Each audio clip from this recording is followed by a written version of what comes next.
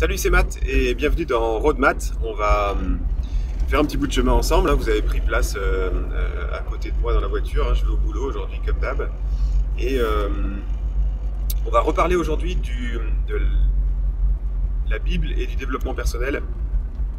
Voir qu'est-ce que le développement personnel pour un chrétien. Est-ce qu'il y a des choses bonnes ou des choses dont au contraire il faudrait un peu se méfier dans le développement personnel. Et aujourd'hui, deux choses que je voudrais voir avec vous, c'est le fait de contrôler ses pensées et la deuxième chose, le fait de vivre dans l'instant présent. C'est vraiment des thèmes classiques du développement personnel, du fait d'être heureux en prenant des bonnes décisions et en mettant en place des stratégies. Évidemment, pour un chrétien, même les choses qui peuvent être bonnes sont pas obtenues de la même façon. On va beaucoup plus parler de sanctification, d'avoir le fruit de l'esprit dans son caractère. Mais on va voir que pour ces deux points précis que je viens de donner, la Bible enseigne à peu près la même chose. Contrôler ses pensées. J'ai regardé un film il n'y a pas longtemps qui s'appelait Peaceful Warrior, je ne sais pas si vous avez vu ça. Peaceful Warrior, c'est un gars qui fait de la gymnastique, enfin des anneaux plus précisément, et qui, quelques mois avant une compétition importante, a un accident de moto. Et en fait, on voit tout son parcours avec un mentor qui l'aide à reprendre confiance et à toujours continuer à faire du sport alors que les médecins pensaient qu'il allait plus pouvoir marcher. Bref, avec beaucoup de volonté, beaucoup de discipline, de l'acharnement, il y arrivait. Il y a plein de messages de développement personnel là-dedans, et des plus ou moins...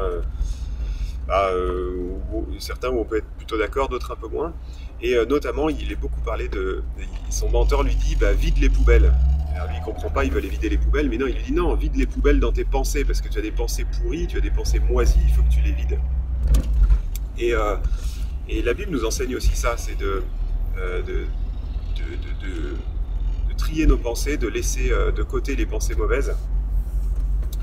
C'est Paul qui dit nourrissez vos pensées de ce qui est bon, agréable, pur, parfait, digne d'approbation. J'ai oublié la référence exacte, mais c'est assez facile à retrouver.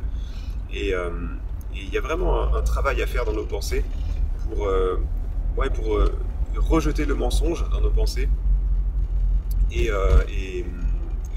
intégrer la vérité, remplacer les mensonges par la vérité.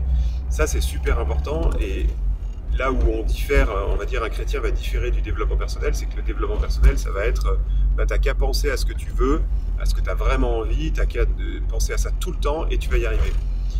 Un chrétien va plutôt réfléchir à ce que Dieu aimerait qu'on pense et comment Dieu veut transformer nos pensées complètement pour être plus conforme à sa volonté, pour être conforme au caractère de Jésus qu'on veut refléter.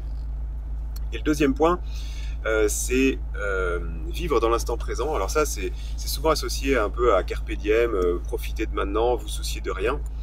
Mais si on réfléchit, il y a aussi dans la parole, dans les mots de Jésus, une incitation à profiter du moment. Le moment d'agir, c'est maintenant. Maintenant est un jour de grâce. C'est maintenant le jour où il faut se repentir. C'est maintenant le jour où il faut agir pour le bien des gens qui vous entourent, pour votre prochain. C'est maintenant qu'il faut se repentir. Il y a vraiment quelque chose de récurrent comme ça dans la bouche de Jésus. Et il y a aussi dans le Sermon sur la montagne, Matthieu 5, 6, 7, à chaque jour suffit sa peine. À chaque jour suffit sa peine, ça nous incite aussi à ne pas nous faire trop de soucis, trop d'inquiétudes pour le lendemain.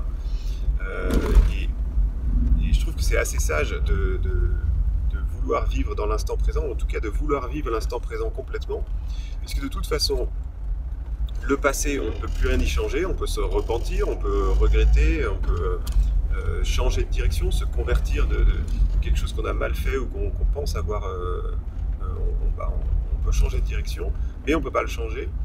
Et le futur, de toute façon, il ne nous appartient pas. On peut rêver le futur, on peut faire des projets dans le futur, mais dans tous les cas, c'est dans la main de Dieu, c'est dans les mains de Dieu. Et on ne peut pas conditionner notre état, notre état de bonheur ou d'énergie ou de bien-être maintenant en fonction de quelque chose qu'on aura peut-être plus tard. Et et que si on l'a pas, on pense que tout est foutu.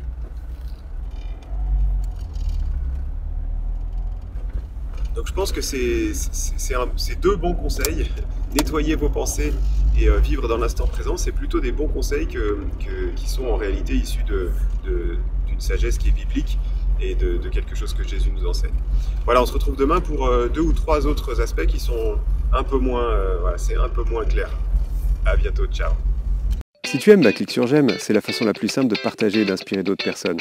Je t'invite aussi à t'abonner pour pas louper les prochains épisodes et pour oser changer tout ce qui doit changer dans ta vie. Tu peux aussi me retrouver sur entrepreneurchrétien.com pour plus d'outils et de ressources pour mettre tes talents en action pour la gloire de Dieu. Alors à bientôt.